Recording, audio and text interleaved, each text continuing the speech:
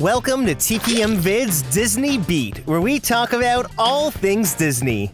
If you're new to the channel and like what you see, hit that subscribe button and click the bell icon to be notified when we upload a new video. You can also find us on all your favorite social media platforms. In terms of Disney theme park news, there is a lot happening at the Disneyland Resort in California. From new attraction experiences to the Disneyland Forward project, construction progress, Pixar Fest, and so much more, there is a lot to discuss. So sit back as we count down 10 new attractions, updates, and changes at the Disneyland Resort. Number 10. Right now, Disneyland is celebrating Star Wars Season of the Force, which runs until June 2nd. In addition to Hyperspace Mountain making its return, brand new scenes were also added to Star Tours. There are 3 new urgent transmissions from either Ahsoka, Mando and Grogu, or Cassian Andor, which then leads into visiting the planet Cetos with an appearance from Ahsoka. Star Tours. It's 2 against 1 here. Go do some help. Right now the ride is locked on this scene along with the 3 transmissions, so you're guaranteed to experience the new additions. They'll be locked until at least June 2nd, but the best part is that they are all permanent. So eventually, they will all become part of the randomized selection of scenes on the ride. Then, over in Star Wars Galaxy's Edge, you may get a chance to see the BDX droids roaming the land. Walt Disney Imagineering is currently playtesting the droids during Season of the Force, but I do believe the plan is to have them appear regularly after these tests.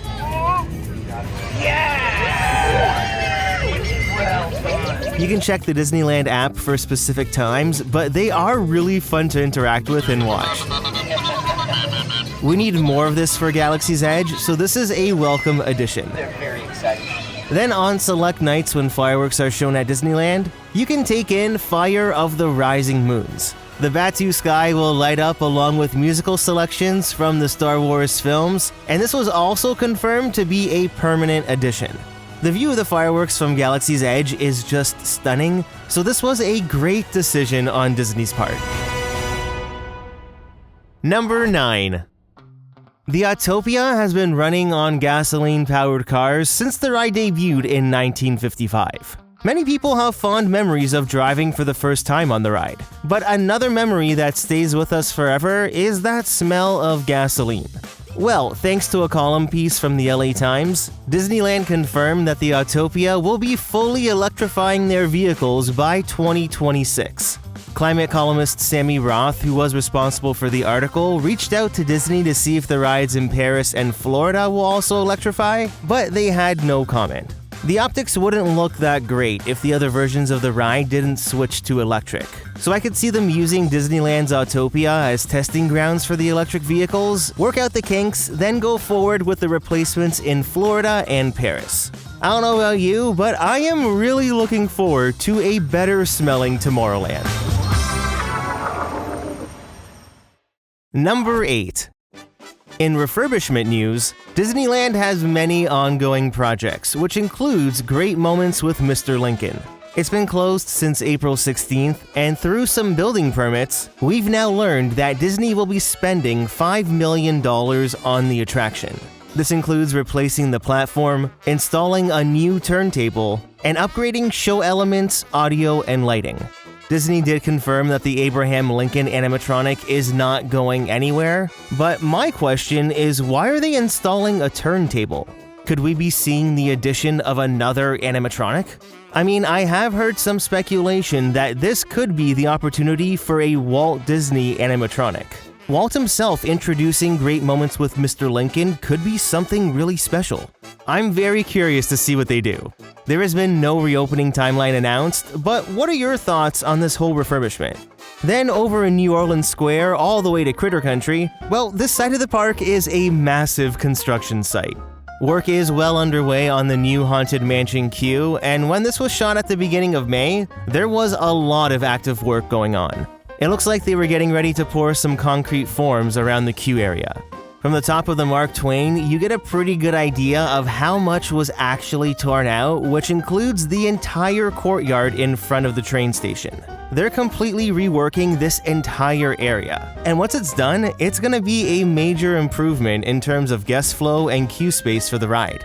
Now, by the Haunted Mansion's exit, this is what the future gift shop area was looking like. It doesn't appear that much work has been done yet, but this is what it's supposed to look like once it's completed.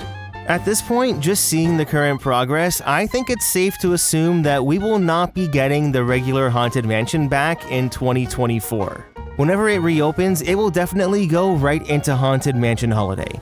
Also, can we take a minute just to appreciate these construction walls? Disneyland always adds these extra touches, they're great.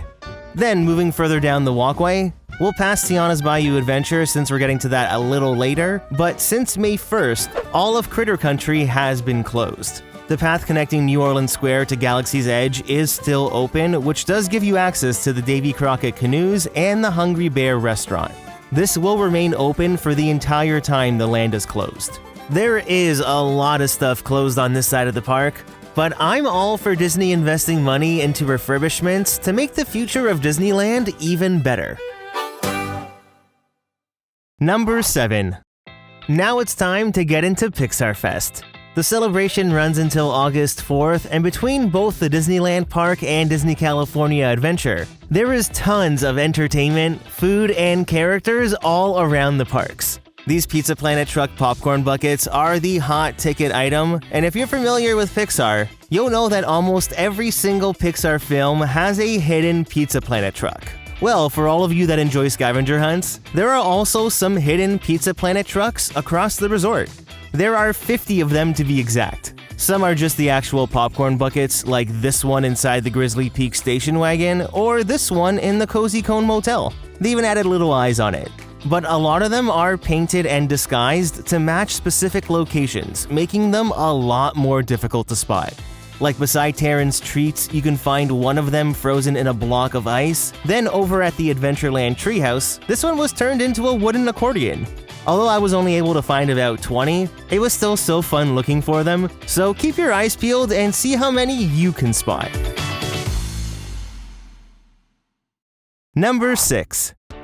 During Pixar Fest, the Fantasyland Theater is home to the Pixar Pals Playtime Party. From 11:45 a.m. to 5:30 daily, tons of Pixar energy fills the theater. First off, you can catch the Pixar Pals Dance Party. 4 enthusiastic hosts who sing and dance are joined by many of our favorite Pixar pals from Toy Story, Inside Out, and The Incredibles. They all bust a move on stage, and it's a really interactive experience. They even come into the audience to dance with everyone. If you're visiting with the little ones, they'll really enjoy the dance party. Then between performances, Pixar shorts play on the big screen. It was definitely a lot less hectic in here when the shorts were playing. Then there's also some cool photo ops where some of them even double as spots for character meet and greets. There are actually quite a few characters to meet in here, like Doug and Russell from Up, Ian and Barley from Onward, and for the first time ever, you can meet Luca and Alberto from Luca, as well as Ember and Wade from Elemental. It's so cool having these characters in the park now, and they look great, don't you think? Each pair rotates throughout the day, so only one group is out at a time. When I asked cast members what time a pair of characters would be coming out, they really wouldn't answer like they typically do at other locations, so you kinda just have to stick around to wait and see who comes out. Number 5. Since we're on the topic of characters, over at Disney California Adventure, you can find many more of your favorite Pixar pals over in Pixar Pier.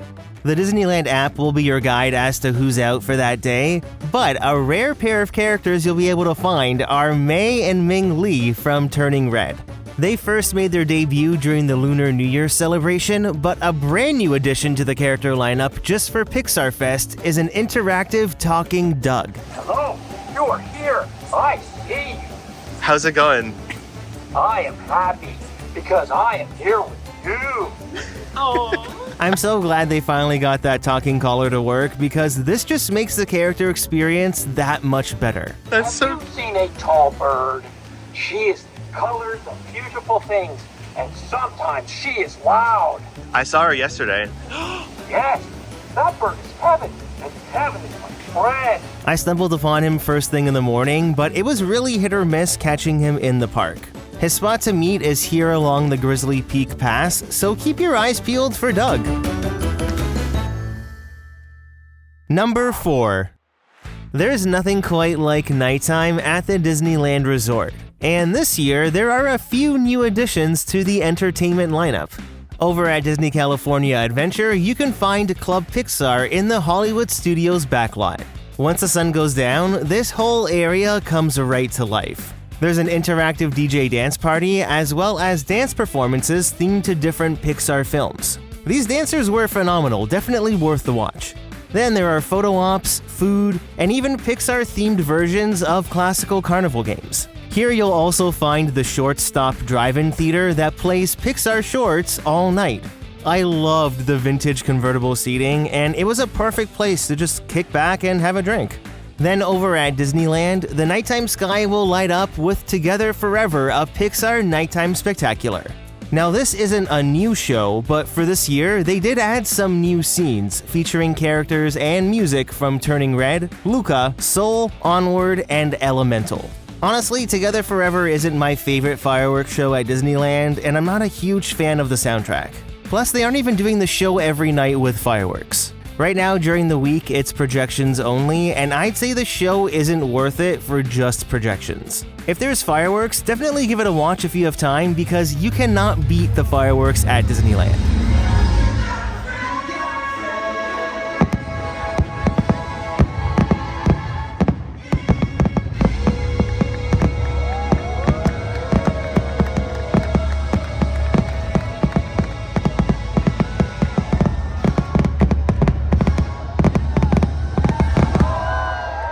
Then May 24th marks the return of Disney's longest-running nighttime spectacular, Fantasmic, and that will be back with 2 performances a night.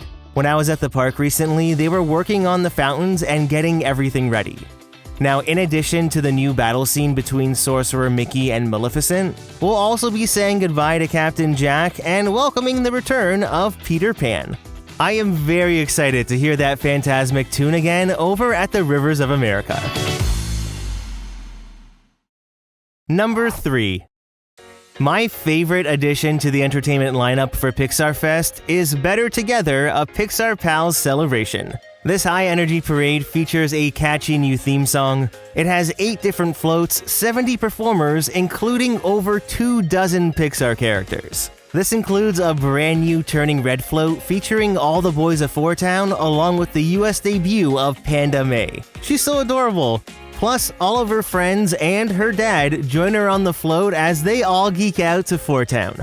Then we have the Soul Float featuring Joe Gardner conducting a group of student musicians, and my favorite new float is Luca. Julia, Alberto, and Luca all made their Disney Parks debut here in the parade. I also love that Alberto and Luca appear in their half-fish, half-human form. Now sure, some of the Pixar Play Parade floats were reused, but they complement the new stuff really well. Overall, having a parade back at Disney California Adventure is really great, and there is a full video of it here on the channel. You can catch Better Together twice daily at 4 and 6:30 p.m. Number 2.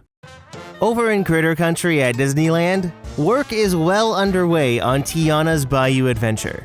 This was the progress at the beginning of May, and you can see there was a lot of active work going on. It appears that most of the foliage has been applied, and that worker at the top was painting those rocks. I mean, it's all coming along, but I do think the foliage complements the new shape of the mountain here at Disneyland a lot better than Magic Kingdom.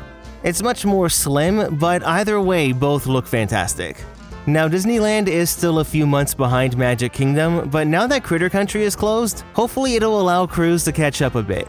Back in April, a new Walt Disney Imagineering series on YouTube shared a look into many of the audio animatronics we'll see on the ride. From Tiana to Mama Odie and Louis, they all look fantastic. In this Walt Disney World update video, I did a full comprehensive dive into the animatronics and what we can expect with the show scenes. So if you're interested to learn more, you can give that a watch. It's all really exciting seeing everything slowly come together here at Disneyland. Just recently, water had also been seen flowing in this bottom flume, which is a very good sign of the progress that's being made. Now, since Walt Disney World announced that Tiana's Bayou Adventure will be opening June 28th, that's just over 17 months since Splash Mountain closed. If we use the same 17-month timeline for Disneyland, that brings us to the end of October or beginning of November. The weather is definitely a bit chillier at that time of year, but time will tell if this is when it actually opens. I feel like we can expect an opening day announcement during D23, which is happening at the beginning of August. Number 1. Back in April during Disney's annual shareholder meeting, they shared concept art for the Avatar land that's planned for the Disneyland resort. Although it was described as inspirational artwork for a potential new land, it's no rough sketch. I mean, the official Avatar account even shared the art, so this is the real deal. The new land appears to be based on Avatar: The Way of Water, and by the looks of it, there will be some kind of water ride. It would be awesome if it starts outdoors and then makes its way into some indoor show scenes. Well, on May 15th, during a Q&A with Bob Iger, while discussing Disneyland Forward, he said they haven't been specific about what's going to be a part of it except for Avatar. And it's a huge expansion. We haven't been specific about what will be in it except for Avatar, which, going back to the flywheel, by the way, is an extremely successful land in Orlando. So now we have concrete confirmation from Disney's CEO that the new Avatar land will be part of the Disneyland Forward expansion. I mean, it definitely matches this area on the plan, and Anaheim City Council just fully approved Disneyland Forward. Disney's planning to spend at least $1.9 billion over the next 10 years, but with that said, there is still some time before they break ground on the theme park expansions. Here, the Symbol lot, which is part of Disneyland Forward, is used as cast member parking. In their plans, they show the Pumbaa lot, which is also cast member parking, as a proposed parking structure area. They'll definitely need to build this parking garage first to make up for lost parking in Disneyland Forward before anything happens in terms of park expansions into the parking lot. Who knows, maybe they'll even dust off those Eastern Gateway plans. It's exactly what they would need here. With Disneyland Forward, the resort's future truly starts now, and the possibilities are endless. I'm sure at D23 this year we'll get lots of new information about the plans. So, what are you looking forward to the most at Disneyland? I'd love to know. Leave a comment down below to start a conversation, and don't forget to hit that like button if you enjoyed the video.